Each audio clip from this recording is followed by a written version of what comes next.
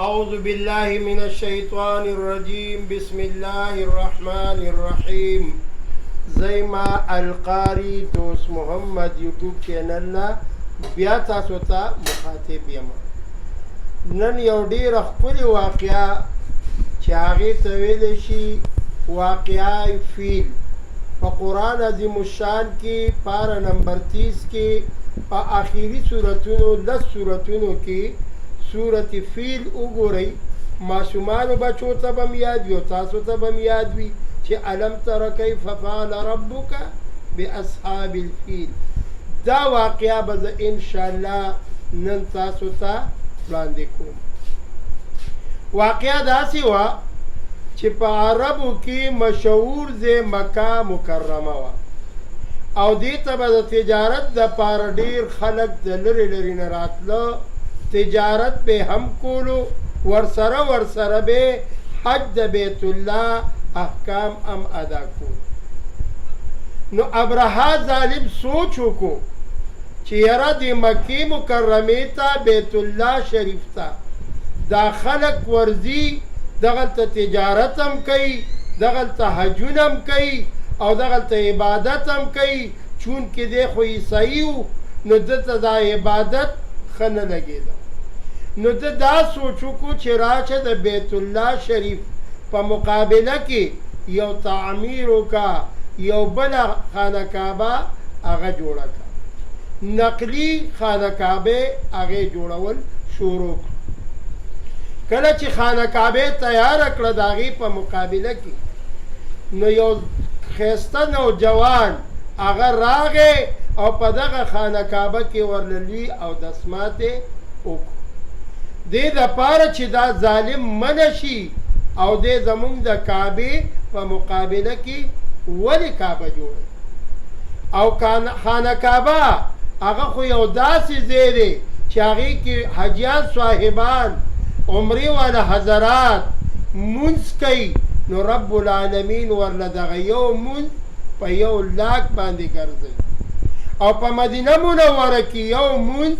په 50,000 باندې ګرځي. نو دومره ثوابونه دومره اجرونه په بیت الله شریف کې. او د بیت الله شریف د پاسه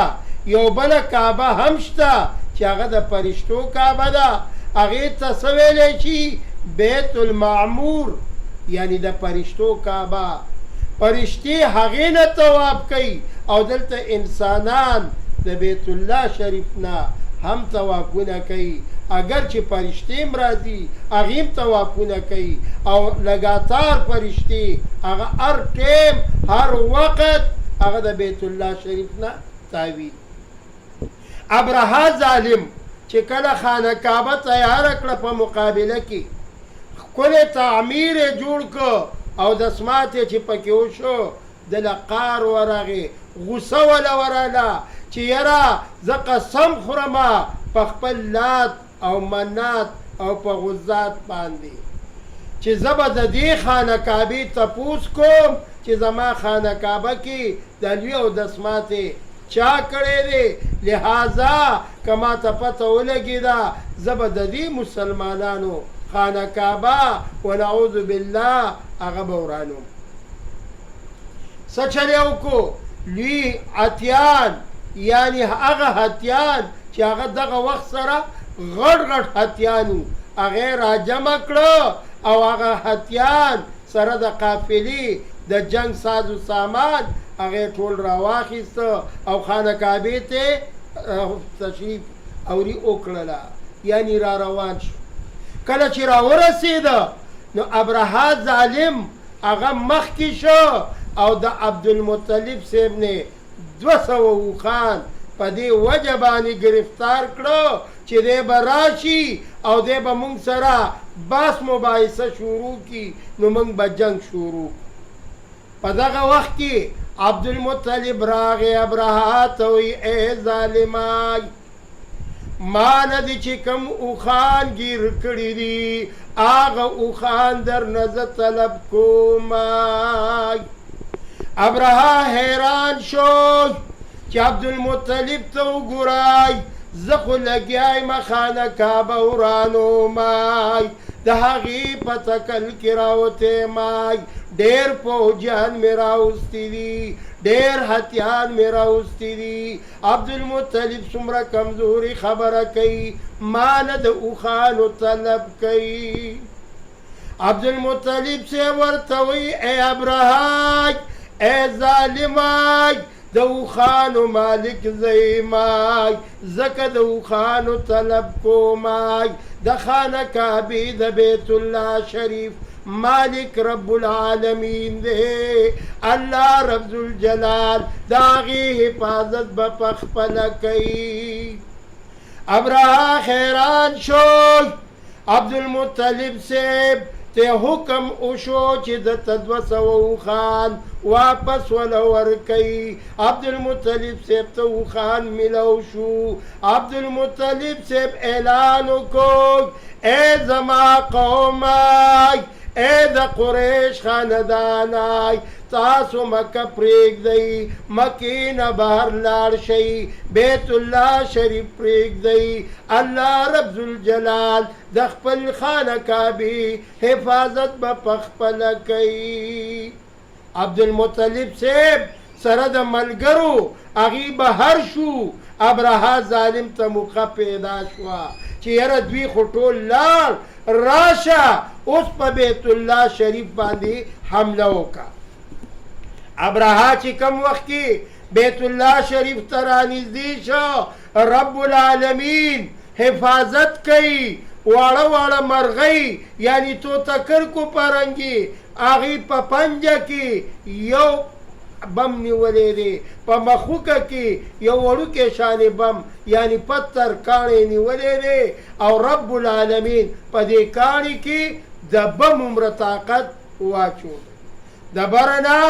هتیان لاندې دي او د بره نه دغه مرغۍ په پنجه کې په مخوکه کې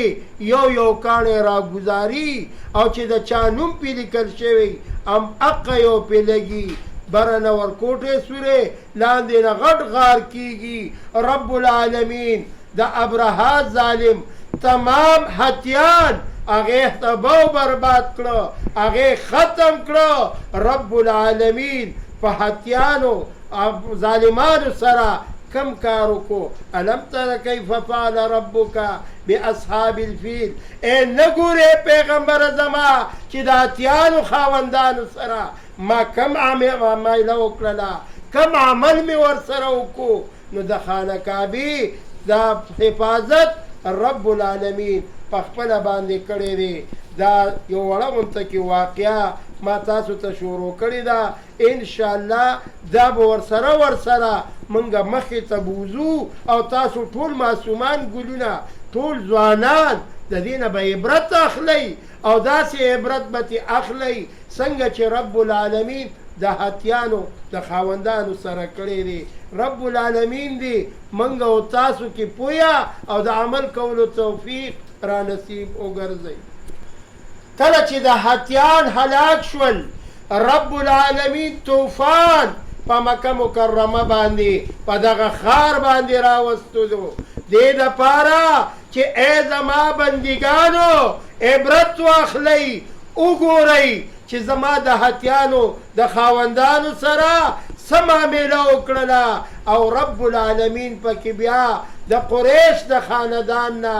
محمد رسول الله صلی الله علیه وسلم پیغمبر را لیگی اولین پیغمبر آخرین پیغمبر خاتم النبیین پیغمبر لا نبی بعدا ولا رسول بعدا آقای نامدار محمد رسول الله فرمائی ما نپس بل نبی او بل رسول نشتا زد طول آخرین پیغمبر یما ما نباد ببل نبی او رسول نرازی نو رب العالمین پکی آقای نامدار محمد مصطفی صلی الله علیه وسلم اگر آواز طولو تمام محل مکه اگر مسلمانان شو مکه فتح شوا نبی کریم صلی الله علیه وسلم پا غضبه و خبانی سور دے او راغ مکی خارتا او سر مبارک هغې ښکته کو د ډېرې عاجزۍ د وجې نه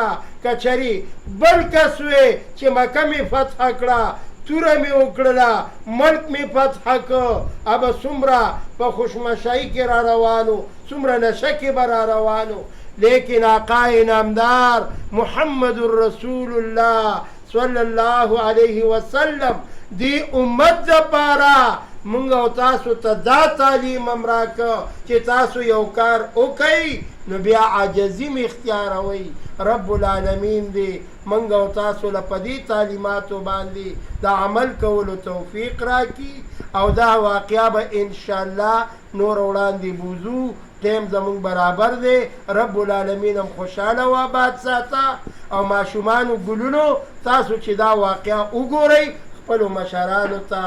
دا قصې کوئ د موبایلو نه پرهیز وکئ عبس موبایل استعمالولو نه پرهیز وکئ ښایسته ښایسته واقعګانې د علمای کرامو دا پکې پرتې دي دا اورئ یوټیوب چینل القاری دوست محمد 0312 83 4 83 53 السلام علیکم ورحمة